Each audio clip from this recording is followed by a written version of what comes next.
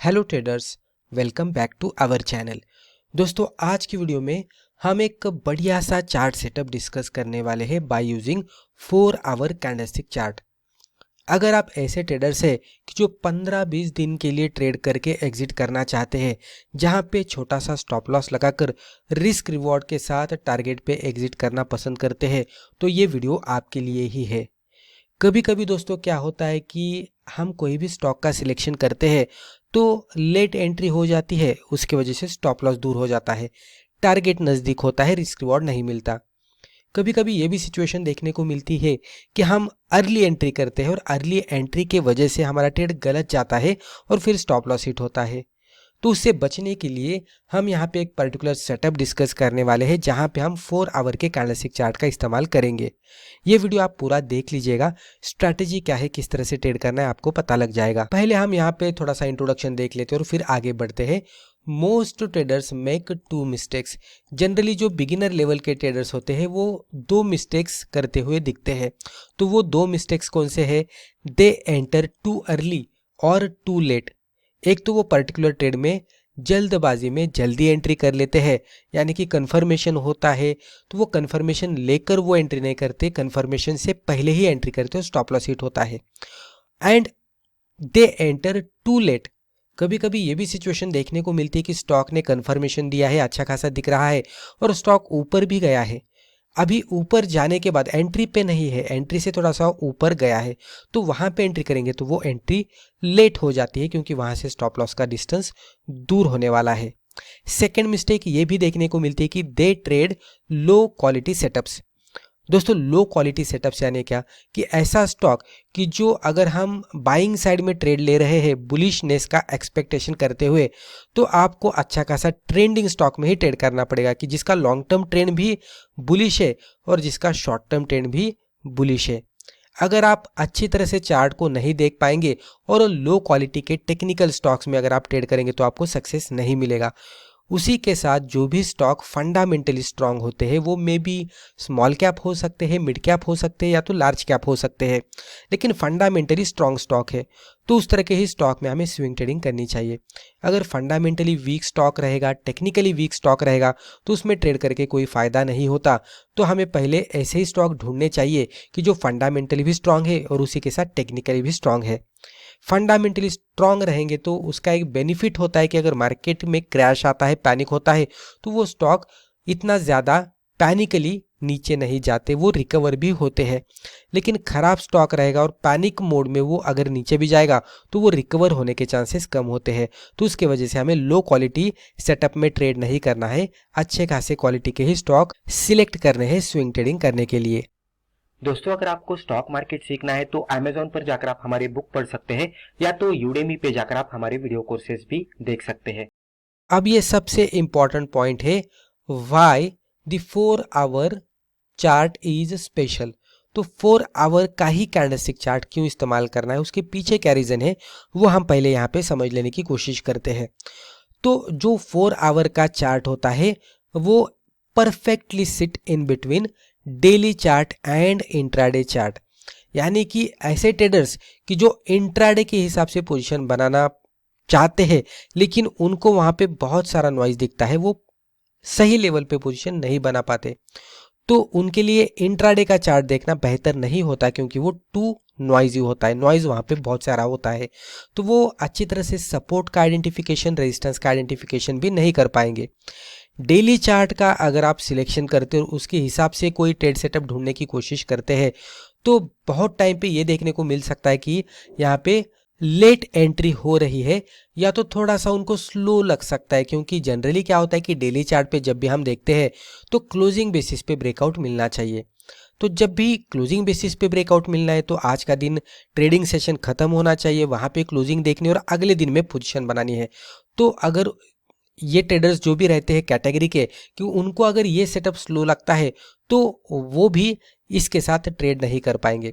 तो ऐसे ट्रेडर्स कि जिनको इंट्राडे में नॉइज दिखता है और डेली चार्ट पे स्लो लगता है तो वो 4 आवर चार्ट का इस्तेमाल कर सकते हैं, क्योंकि ये इन बिटवीन आता है।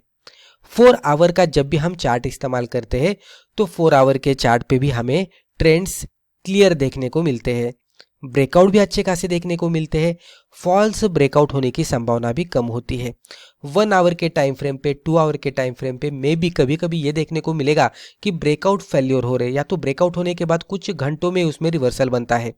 लेकिन 4 आवर का चार्ट कंपैरेटिवली थोड़ा सस्टेनेबल होता है, तो बेटर ब्रेकआउट्स हमें यहाँ पे देखने को मिलते हैं।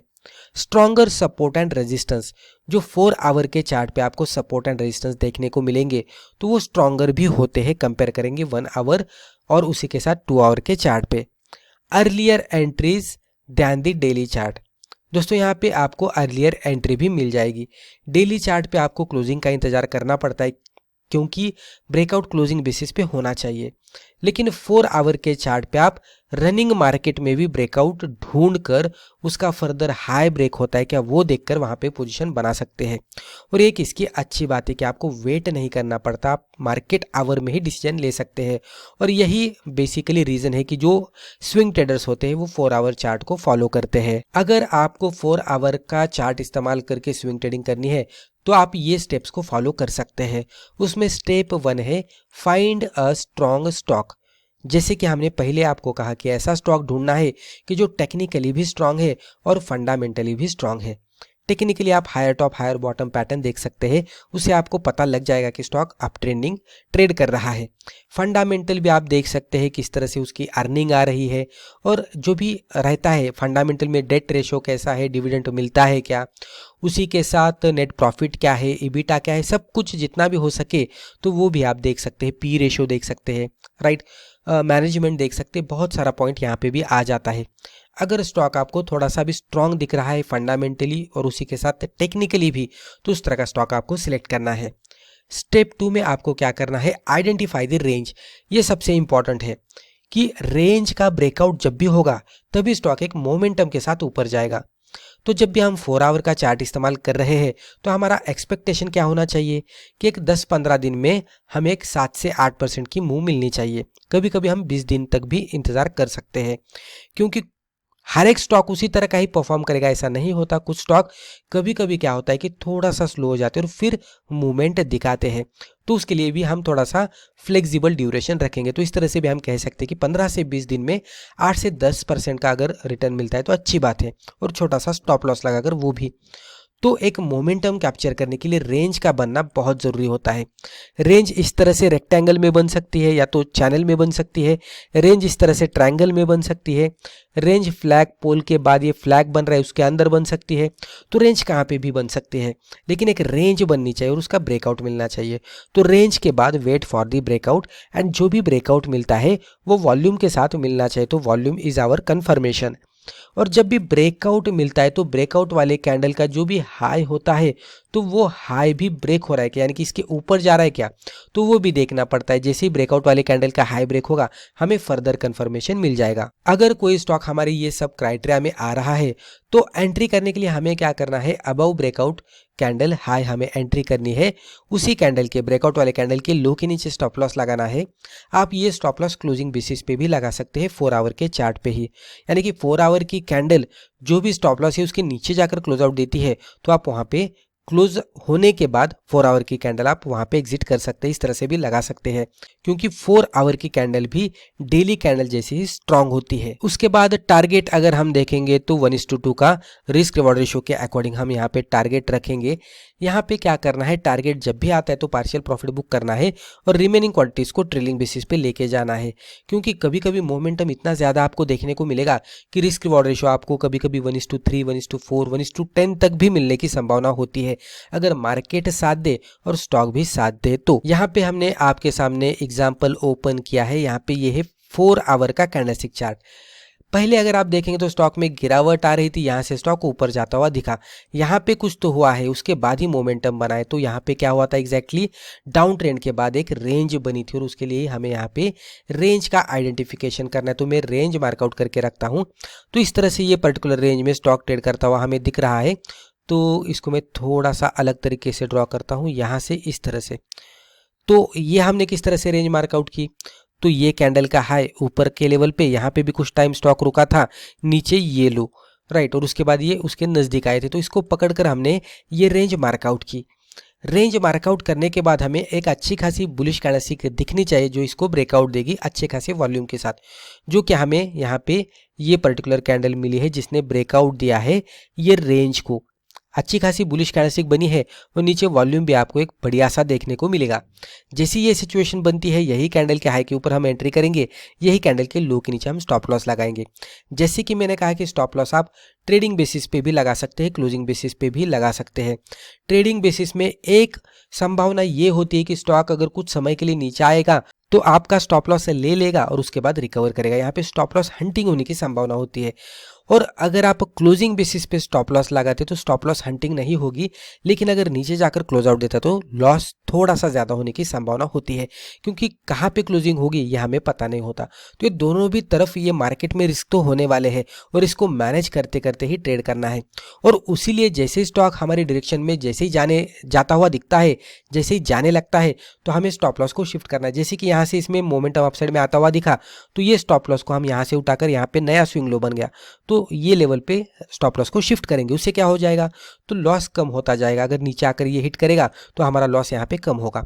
और अगर स्टॉक ऊपर जाता है, टारगेट तक जाता है, जैसे कि मैंने कहा कि पहला टारगेट हमारा 1:2 का है तो यहाँ पे ये लेवल तक गया है तो एंट्री से स्टॉप लॉस इतना था, एंट्री से टारगेट यहाँ तक मिला है तो लगभग 1:2 के आसपास है, तो उससे थोड़ा सा ज़्यादा यहाँ पे रिस्क रिवॉर्ड रेशियो मिलता हुआ दिखा है। तो आपको क्या करना है, 1:2 पे पार्शियल प्रॉफिट बुक करना है और रिमेनिंग क्वांटिटीज को होल्ड करना है by using trailing stop loss. ये केस में थोड़ा सा आपको दिखेगा कि स्टॉक नीचे आया था तो आपका ट्रेलिंग स्टॉप लॉस यहाँ पे हिट हो चुका होता, लेकिन कुल मिलाकर आप प्रॉफिटेबल होते। कुछ कंडीशन में क्या होता है कि स्टॉक यहाँ से भी ऊपर जाते रहता है और बहुत सारा ऊपर जाता है ट्रेलिंग स्टॉप लॉस को हिट ना करते हुए, तो उस तरह के सिचुएशन का फायदा लेने के लिए हम ट्रेलिंग करेंगे तो बेहतर होता है। तो इस तरह से 4 आवर का सेटअप इस्तेमाल करके रेंज का आइडेंटिफिकेशन करके और स्ट्रॉन्ग स्टॉक सिलेक्ट करके उसमें इस तरह से ब्रेकआउट पे एक बढ़िया सा स्विंग ट्रेड ले सकते हैं। तो दोस्तों मुझे लगता है कि वीडियो के जरिए जो भी इन्फॉर्मेशन हमने आपके साथ शेयर की है आपको वैल्यूएबल लगी होगी। वीडियो अगर फायदेमंद लगा तो वीडियो को लाइक जरूर कीजिएगा और इसी तरह के बिगिनर फ्रेंडली वीडियोस आगे भी जाकर देखने के लिए हमारे चैनल को सब्सक्राइब करके बेल आइकन को भी क्लिक कीजिएगा। धन्यवाद।